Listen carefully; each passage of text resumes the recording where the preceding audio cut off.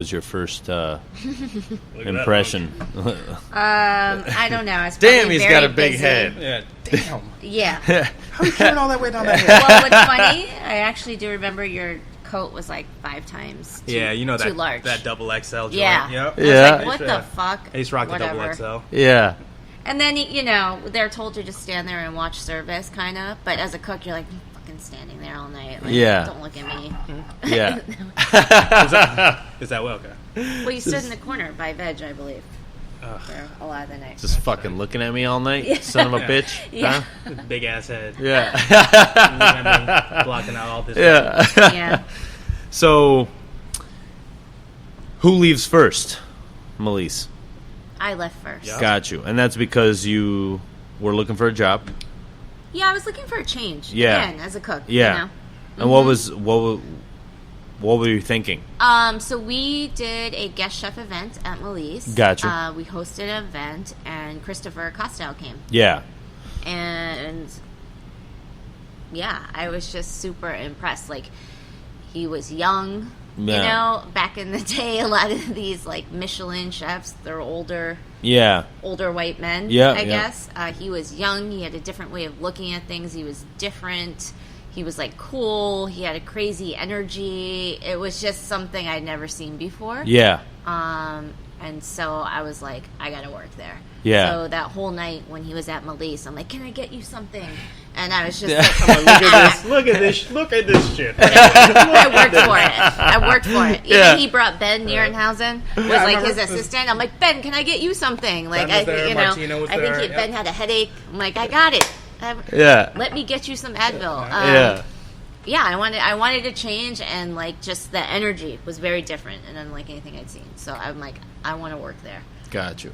So you start working there, and then do you leave soon after? Yeah, I mean, so she Because basically Eloy and Coleman also worked there, Yeah. so you Yeah. all Rapid everyone left. succession, right. Everyone got so poached. Kat had been there for a while, and you know we had just briefly kind of keep in touch, nothing crazy, and she had let me know that they were looking for another employee, and I had let her know that I was looking for another job, and you know one thing leads to another, and she helps me get a stage there for a job.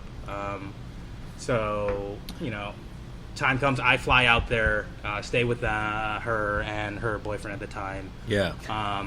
Long story. That's another Sucio talk as well. And Who's you really know, the Sucio one? Right. All right, you motherfuckers. Right. And then I got there, and Kat's like, "Yo, do not come. I don't think I'm gonna make it. Like, yo, Yeah. stop." I was I'm about like, to get what? fired. Yeah, I'm like, Yeah. what do you I mean was- don't come? What is going on right now? You know, the whole tune had changed. Yeah. She was like, yo, no. I'm like, what? I was Yeah. new gotta on stop. fish, Right. I'm like, I and I gotta was stop having a today. hard time. Yeah. Yeah. So, you know, the whole energy was off. I'm like, what is happening right now? Right? Yeah. So we're driving up Silverado from Napa, and, you know, I'm like, yo, what is about to happen? But, you know, I had been properly kind of prepared. We do the stage, and you know what? It was intense. You know, Yeah. this is like kind of Meadowood. Old in kitchen, its huh? prime, Yeah. old kitchen, like just had received 3 stars, like really fucking pushing, and you could feel it. You felt it within everyone. Everyone was really connected in the direction that they wanted this thing to go, and I felt like, dude, of course I have to work here. This is like, What was that team? Very much like Me.She. it was like Me.She. It was just, and it was so small. You're like, you know, you think this huge 3-star. The second 3-star restaurant in California would be this monster, or this machine of externs and Sajin. It's like there were like 6 people in there, and it took me back. Everyone was involved. Everyone knew what the fuck was going on. Mostly in charge of their prep. I think Kim and Pancha did a hefty portion of that, but there was a sense of ownership that I hadn't really fully experienced yet, which I really liked. Yeah. Got you. So when you got there, that's when you meet Chef Kim. Right? Correct. You know, Kat had been talking about, you know, this girl Kim and how she had made such good friends with her and that she is great. And, you know, I think they really hit it off in the beginning. And when I came, I had kind of come to quickly understand what she was talking about. She was great. She's a beast. Yeah, for sure. And then Dan Ryan also worked there at the time. Not at that time. Dan, I think, was at the laundry at that time. Okay, for got quite you, a while, got you, actually. yeah. Dan came kind of later. I want to say in the new kitchen, right? Okay. But yeah, I mean, we've of course spent a lot of time with Dan as well. Yeah, 100%. When you get there, do you know or kind of have a feeling that you are where you were or where you were when you left? Like, were you like, I'm fucking going to be sous chef here? Because I know when I got to the restaurant, I was like, I want to be sous chef here. This is a goal. Like, when you get there, are you like, I'm going to be sous chef there? Or are you like, I'm just going to go work there? I did. And I think that's the first time that I ever felt that way. Because like I told you, as a cook, you're just like, yeah, what's next? I'm going to do a year here. And then I'm going to, I don't know, like, I'm going to fucking go to Thailand. Or I'm going to, like, do something, you know. And that was always a thing. Like, you know, put in your time and learn, but what am I doing next? And it was the first time, like, after I got there, I was like, wow, it would be really fucking cool to be a sous chef here. Yeah. And, like, maybe that should be my goal. Yeah. Got you. John? No, I actually, I had gotten there. You're like, 1 year and I'm fucking out of this place. No. I had gotten there, and honestly, I had a really tough time cooking there. Yeah. It was it's hard. It was really hard. challenging to the point where I was like, I can't even see 2-3 years back. Yeah. I need to worry about Well, that's what made me want to be a sous chef there. Because I was like, this is fucking crazy. I mean, it was tough.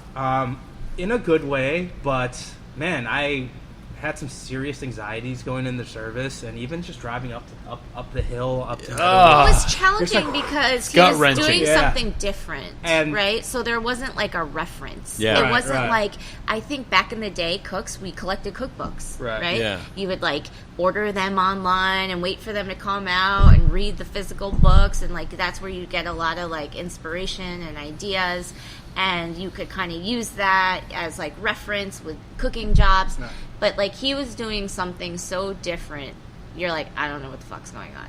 Right. Yeah. Right. I feel like I'm a pretty strong cook, and I'm not sure what's happening Yeah. here. Like, well, he was inventing shit. Yeah. They were inventing so shit. It was challenging. Yeah. Very challenging. I mean, I think you always and rely. new and different. Yeah. Yeah. So, we talked about this yesterday because you guys were like, you know, you watched my my confidence grow like right before your eyes, you know. Sure. And when did you sort of gain that confidence of like, I got this? Took so probably like 3 fucking years, huh? Like never. That's what it took me. I Yeah. think just personally, I think our personalities are on the humble side of things, and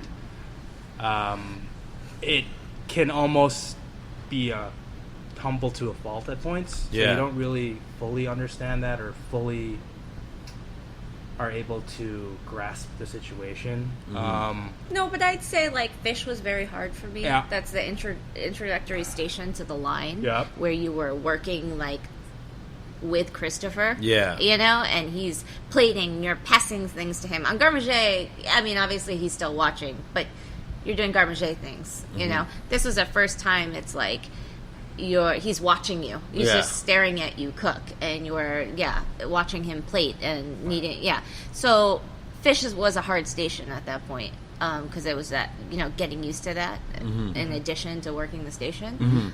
So I'd say for me, if I had to say, I had a few good nights when I finally graduated to veg. Yeah. Gotcha. Where I'm like, am I gonna make it? Like, I can do this. Am I okay? Yeah. Like, are we okay? Yeah. Does he like me again? Yeah. Are we good? Yeah. Right. Am I still gonna get fired? Like, Fish is definitely that turning point. yeah. I would So say in I that said kitchen. I had, definitely on veg. I think there were probably a couple nights where I'm like, okay. But Yeah. but Got finding this. that voice is hard. Even for me, I struggle with it. Even as a sous chef, even with the title, you're really juggling. Like, how do I play this? Like, Well, do I then go there's no hard? challenges. Do I and even with just the management side, I remember one night Coleman at the time was doing something stupid on veg, and I had called him out, but I'd raised my voice a little bit on him. I got a little testy with him, and this is chef was at the counter doing some paperwork, and it didn't rub him the right way. I don't know why, but you could tell he was kind of off put by it. And then he pulled me aside later that night, and he was like, "Dude, just like don't force it. It will come. Like that voice will come." And he was clearly telling me I was forcing it, or I was either overcompensating or trying to flex on someone. Yeah. And it's true. It just comes. You can't really just one day wake up and decide to find that voice or be that voice. It just eventually comes after a lot of effort and a lot of thought and working on it. Yeah. So then Chef Kat becomes the first female chef at a 3-star. Fucking, I don't think nobody fucking talks about that enough. I'm just saying. You know what I mean? Like, put some respect on the name out here. Know your history in culinary arts. You know what I mean? Like, that's crazy, first of all. So that happens, and then Chef John becomes sous chef, things like that. You guys basically are running. You guys are running the joint when I got there. So like that's all I know in that rendition. When does the first inkling of Charter Oak come along? I think Christopher pulled me aside and talked about, like, you know, hypothetical possible other opportunity. Yeah. You know? And for me, I was actually really excited because I